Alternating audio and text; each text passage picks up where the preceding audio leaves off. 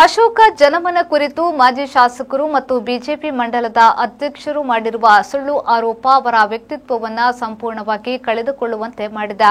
ಮುಂದಿನ ಚುನಾವಣೆಯಲ್ಲಿ ನಿಮ್ಮ ಇಡುಗಂಟು ಕೂಡ ನಿಮಗೆ ಸಿಗುವುದಿಲ್ಲ ಎಂಬುದನ್ನು ಚಿಂತಿಸಿ ಎಂದು ಕೆಪಿಸಿಸಿ ಸಂಯೋಜಕ ಕಾವು ಹೇಮನಾಥ್ ಶೆಟ್ಟಿ ಅವರು ಮಾಜಿ ಶಾಸಕರಿಗೆ ಹಾಗೂ ಬಿಜೆಪಿ ಮಂಡಲದ ಅಧ್ಯಕ್ಷರಿಗೆ ಸುದ್ದಿಗೋಷ್ಠಿಯಲ್ಲಿ ಸವಾಲು ಹಾಕಿದ್ದಾರೆ. ಬಿಜೆಪಿ ಕಳೆದ ಚುನಾವಣೆಯಲ್ಲಿ ಕೇವಲ 37,000 ಮತ ಪಡೆದಿದೆ. ಮುಂದಿನ ಚುನಾವಣೆಯಲ್ಲಿ ನಿಮ್ಮ ಇಡುಗಂಟನ್ನ ಕೂಡ ಕಳೆದುಕೊಳ್ಳುವ ಪರಿಸ್ಥಿತಿ. ಅದರ ಬಗ್ಗೆ ಚಿಂತಿಸಿ, ಅದು ಬಿಟ್ಟು ಒಳ್ಳೆಯ ಕೆಲಸ ಮಾಡುವವರ ಕುರಿತು ಮಾತನಾಡುವುದನ್ನ ಈ ಸಮಾಜ ಒಪ್ಪುವುದಿಲ್ಲ. ಜನಮನ ಕಾರ್ಯಕ್ರಮಕ್ಕೆ ಯಾವ ವಾಹನಗಳು ಇಲ್ಲದೆ ಕೇವಲ ಶಾಸಕರ ಪ್ರೀತಿಗಾಗಿ ಕಾರ್ಯಕ್ರಮಕ್ಕೆ ಬರುತ್ತಿದ್ದಾರೆ ಎಂದಾದರೆ ಬಿಜೆಪಿಯವರು ಇದನ್ನ ಅರ್ಥ ಮಾಡಿಕೊಳ್ಳಬೇಕು. ರಾಜ್ಯದ ಪಂಚ ಗ್ಯಾರಂಟಿ, ಶಾಸಕರ ಪುತ್ತೂರಿನ ಅಭಿವೃದ್ಧಿ ಕಾರ್ಯಕ್ರಮದಿಂದ ಜನ ಬದಲಾವಣೆಯಾಗುತ್ತಿದ್ದಾರೆ ಎಂಬುದರ ಬಗ್ಗೆ ತಲೆಬಿಸಿ ಮಾಡುವುದನ್ನು ಬಿಟ್ಟು ಕಾರ್ಯಕ್ರಮದಲ್ಲಿ ಮೋಸ ಆಗಿದೆ, ಆಸ್ಪತ್ರೆಗೆ ಹೋಗಿದ್ದಾರೆ ಎಂದು ಆರೋಪ ಮಾಡುವುದು ಸರಿಯಲ್ಲ.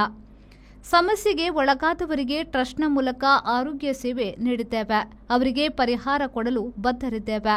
ಇದು ಕಾಂಗ್ರೆಸ್ ಪಕ್ಷದ ಪ್ರಚಾರ ಸಭೆಯಲ್ಲ, ಇದು ಟ್ರಸ್ಟ್ನ ಅಡಿಯಲ್ಲಿ ಆಗಿರುವುದು. ಖಾಸಗಿ ಕಾರ್ಯಕ್ರಮಕ್ಕೆ ಮುಖ್ಯಮಂತ್ರಿಗಳನ್ನು ತರಿಸುವುದು ಅಷ್ಟು ಸುಲಭವಲ್ಲ.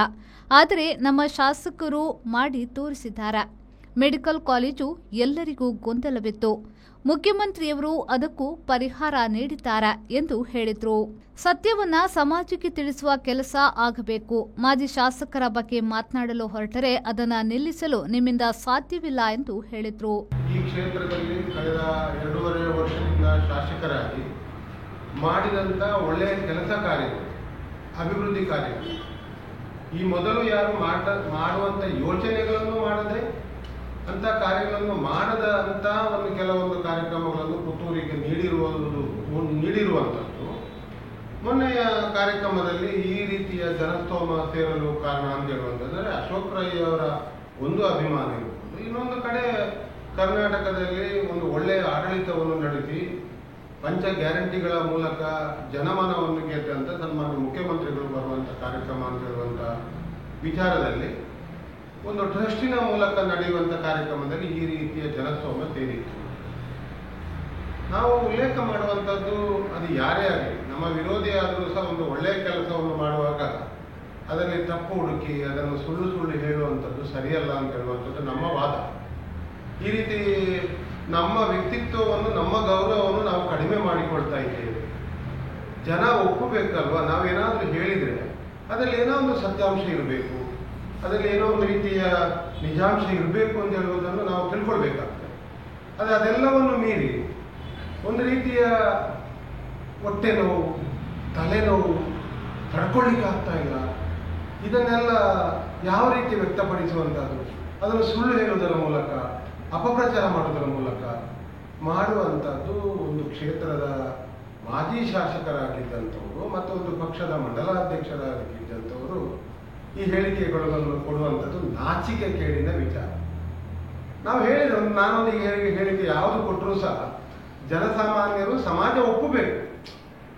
ಹೇಮನಾಥ್ ಶೆಟ್ಟಿ ಏನು ಮಾತಾಡ್ತಾ ಇದ್ದಾನೆ, ಸಮಾಜ ಒಪ್ಪುವಂಥದ್ದನ್ನು ಮಾತಾಡಬೇಕು. ಸಮಾಜದಲ್ಲಿ ಅವನಿಗೆ ಹುಚ್ಚು ಅಂತ ಹೇಳುವಂಥ ಮಾತನ್ನು ಹೇಳಬಾರ್ದು ಅಂತ ಹೇಳುವಂಥದ್ದು, ಅದರಲ್ಲಿ ಸತ್ಯಾಂಶ ಇರಬೇಕು. ಆದರೆ ಇವರು ಮೊನ್ನೆ ಇಂಥ ಅಭೂತಪೂರ್ವವಾದ ಕಾರ್ಯಕ್ರಮವನ್ನು ಕಂಡು ಅದರಲ್ಲಿ ಸಣ್ಣ ಪುಟ್ಟ ವ್ಯತ್ಯಾಸಗಳು ಮಳೆಯಿಂದ ಆಗಿದ್ದೆ ಹೊರತು ಬೇರೆ ಯಾವುದೇ ರೀತಿಯಲ್ಲಿ ಆಗಲಿಲ್ಲ, ವ್ಯವಸ್ಥೆಯಲ್ಲಿ ಆಗಲಿಲ್ಲ. ಯಾವುದೇ ರೀತಿಯ ಎಲ್ಲ ಅಚ್ಚುಕಟ್ಟಾದ 4-5 ಬಾರಿ ಬೇರೆ ಬೇರೆ ರೀತಿಯ ಸಭೆಗಳನ್ನು ನಡೆಸಿ ವ್ಯವಸ್ಥಿತವಾಗಿ ಮಾಡಬೇಕು ಅಂತ ಹೇಳುವಾಗ ಆ ರೀತಿಯ ಮಳೆ ವಿಪರೀತವಾಗಿ ಕೆಲವು ದಿನಗಳಿಂದ ಮಳೆ ಬಂದ ಕಾರಣ ಈ ರೀತಿಯ ಕೆಲವು ಅಸ್ತವ್ಯಸ್ತಗಳು ಕೊನೆಗೆ ಆ ದಿವಸವೂ ಸಹ ಇಡೀ ನಮ್ಮ ಈ ವರ್ಷದ ಮಳೆಗಳಲ್ಲಿ ಅಂಥ ಒಂದು ಮಳೆ ಈ ಮೊದಲು ಬರಲಿಲ್ಲ. ಆ ರೀತಿಯ ಮಳೆ ಆ ದಿನ ಬಂದಿತ್ತು. ಹಾಗಿರುವಾಗ ನಮಗೆಲ್ಲ ಗೊತ್ತಿರುವಂಥವಿದೆ. ಆಗ ಮಳೆ ಬಂತು ಅಂತ ಹೇಳಿದ್ರು ಸಹ ಕಾರ್ಯಕ್ರಮದಲ್ಲಿ ತೊಡಕಾಗಿಲ್ಲ. ಬಂದವರಿಗೆ ಸ್ವಲ್ಪ ಮಳೆಯಿಂದಾಗಿ ಸಮಸ್ಯೆಗಳಾಗಿದೆ. ಅಂದರೆ ಅದು ಸ್ವಾಭಾವಿಕ. ಇಷ್ಟು ಜನರನ್ನು ಸುಧಾರಿಸುವಂಥದ್ದು ಅಷ್ಟು ಸುಲಭದ ಕೆಲಸವೂ ಅಲ್ಲ. ಅದರ ಜೊತೆಗೆ ಇದನ್ನು ಸುಧಾರಿಸುವ ನಿಟ್ಟಿನಲ್ಲಿ ನಾವು ಹೆಮ್ಮೆ ಪಡಬೇಕು. ಶಾಸಕರು ಮತ್ತು ಅವರ ಕುಟುಂಬ, ಅವರ ಪತ್ನಿ, ಮಕ್ಕಳು ಮತ್ತು ಸಾವಿರಾರು ಟ್ರಸ್ಟಿನ ಕಾರ್ಯಕರ್ತರು ಆ ಒದ್ದೆಯಾಗಿ ಇಡೀ ಕೆಸರು ಮೈ ತುಂಬಿಕೊಂಡು ಆ ಒಂದು ಹೋರಾಟದಲ್ಲಿ ಬಂದ ಜನರನ್ನು ಸುಧಾರಿಸುವಂತ ಒಂದು ಒಂದು ಚಿತ್ರಣವನ್ನು ನಾವು ನೋಡಬೇಕಾಗಿದೆ. ಅದು ಬಿಟ್ಟು ಅದರಲ್ಲಿ ಎಲ್ಲದಕ್ಕೂ ಉತ್ತರ ಜನ ಕೊಟ್ಟಿದೆ. ಇವತ್ತು ಪುತ್ತೂರಿಗೆ ಸನ್ಮಾನ್ಯ ಮುಖ್ಯಮಂತ್ರಿಗಳು ಬಂದರು. ಒಂದು ಸಾಮಾನ್ಯವಾಗಿ ಒಂದು ಪಕ್ಷದ ಕಾರ್ಯಕ್ರಮ, ಸರ್ಕಾರದ ಕಾರ್ಯಕ್ರಮಕ್ಕೆ ಬಿಟ್ಟರೆ ಖಾಸಗಿಯಾಗುವಂತ ಒಂದು ರೀತಿಯ ಇಂಥ ಟ್ರಸ್ಟಿನ ಕಾರ್ಯಕ್ರಮಕ್ಕೆ ಮುಖ್ಯಮಂತ್ರಿಗಳನ್ನು ತರಿಸುವುದಷ್ಟು ಸುಲಭದ ಕೆಲಸ ಅಲ್ಲ. ಅದನ್ನು ಸನ್ಮಾನ್ಯ ಅಶೋಕ್ ಕುಮಾರ್ ಅವರು ಮಾಡಿದ್ದಾರೆ. ಮೊನ್ನೆ ಅವರು ಘೋಷಣೆ ಮಾಡ್ತಾರೆ. ಬಹಳ ಎಲ್ಲರಲ್ಲಿ ಬಹಳ ಚರ್ಚೆ ಇತ್ತು, ಬಹಳ ಗೊಂದಲ ಇತ್ತು. ಮೆಡಿಕಲ್ ಆಗೋದಿಲ್ಲ, ಮೆಡಿಕಲ್ ಕಾಲೇಜ್ ಆಗೋದಿಲ್ಲ, ಸುಳ್ಳು ಹೇಳ್ತಾ ಇದ್ದಾರೆ, ಅದು ಇದು ಅಂತೇಳಿ ಯಾವಾಗ ಯಾರು ಮಾತಾಡಿದ್ರು ನಮ್ಮ ಹತ್ರ ಪ್ರಶ್ನೆ ಇದೆ. ಅದಕ್ಕೆ ಇಷ್ಟು ದಿವಸ ತನಕ ಆಗ್ತದೆ ಅಂತ ಹೇಳುವ ಭರವಸೆಯೊಂದಿಗೆ ಎಲ್ಲ ವ್ಯವಸ್ಥೆಗಳು ಆಗ್ತಾ ಉಂಟು ಅಂತ ಹೇಳಿದ್ರು ಸಹ ಯಾರು ಒಪ್ಪಲಿಲ್ಲ. ಅದನ್ನು ನಾವು ಇವತ್ತು ಪ್ರಾಮಾಣಿಕವಾಗಿ ಒಪ್ಪಿಕೊಳ್ಬೇಕು. ಸನ್ಮಾನ್ಯ ಮುಖ್ಯಮಂತ್ರಿಗಳು ಮೊನ್ನೆಯ ಕಾರ್ಯಕ್ರಮದಲ್ಲಿ ಟೇಬಲ್ ಅನ್ನು ಗುದ್ದಿ ಹೇಳ್ತಾರೆ, ಪುತ್ತೂರಿಗೆ ಮೆಡಿಕಲ್ ಕಾಲೇಜು ಮಂಜೂರಾಗಿದೆ, ಇಲ್ಲಿ ಹಾಗೆಯೇ ಶುದ್ಧ ಅಂತ ಹೇಳುವಾಗ ಅದನ್ನು ಸ್ವಾಗತಿಸುವುದು ಬಿಟ್ಟು ಮತ್ತೆ ಇದರ ಬಗ್ಗೆ ಅವ್ರಿಗೆ ಯಾಕೆ ಬಂದರು, ಅವ್ರು ಹೀಗೆ ಬಂದರು, ದೇವಸ್ಥಾನಕ್ಕೆ ಹೋಗಲಿಲ್ಲ. ಮಹಾಲಿಂಗೇಶ್ವರ ದೇವಸ್ಥಾನಕ್ಕೆ ಇಲ್ಲಿ ಕಾರ್ಯಕ್ರಮಕ್ಕೆ ಬರುವಾಗ 1.5 ಗಂಟೆ ಆಗಿದೆ ಮುಖ್ಯಮಂತ್ರಿಗಳು. ಅಲ್ಲಿ ಮುಗಿಯುವಾಗ 4 ಗಂಟೆ ತನಕ ಆಗಿದೆ. ದೇವಸ್ಥಾನಕ್ಕೆ ಹೋಗುವ ಕಾರ್ಯಕ್ರಮ ಒಂದು ವೇಳೆ ಅಲ್ಲಿ ಊಟ ಮಾಡಿ ಹೋದ್ರು ತಪ್ಪು. ಇವರು ಮಹಾಲಿಂಗೇಶ್ವರ ದೇವಸ್ಥಾನ ಬಗ್ಗೆ ಇವರಿಗೇನು ಗೊತ್ತಿದೆ? ಇವರು ರಾಜ್ಯಕ್ಕೆ ಅದನ್ನೆಲ್ಲ ಮಾತಾಡುವಂತ. ದೇವರ ಬಗ್ಗೆ ಅವರಿಗೆ ಗೌರವ ಇದೆ, ಎಲ್ಲವೂ ಇದೆ. ಅವತ್ತು ಧರ್ಮಸ್ಥಳಕ್ಕೆ ಹೋದಾಗ ಮೀನು ತಿಂದರು, ಧರ್ಮಸ್ಥಳಕ್ಕೆ ಹೋದ್ರು, ಹೋಗದೇ ಇದ್ರೆ ಹೋಗ್ಲಿಲ್ಲ ಅಂತ ಹೇಳುವಂತ ಇವರ ಒಂದು ಷಂಡತನಕ್ಕೆ ನಾವು ಏನ್ ಮಾತಾಡ್ಬೇಕು ಅಂತೇಳಿ ಅರ್ಥ ಆಗೋದಿಲ್ಲ. ಯಾವುದಾದ್ರೂ ಒಂದು ಟೀಕೆ ಮಾಡುವಾಗ ಅದರಲ್ಲಿ ಒಂದು ರೀತಿಯ ಮೌಲ್ಯಗಳಿರ್ಬೇಕು, ಸತ್ಯಗಳಿರ್ಬೇಕು. ಅದಲ್ಲದೆ ಈ ಸುಳ್ಳುಗಳನ್ನು ಹೇಳುವುದರ ಮೂಲಕ ಜನರನ್ನು ವಂಚಿಸುವಂತ ಪ್ರಯತ್ನ.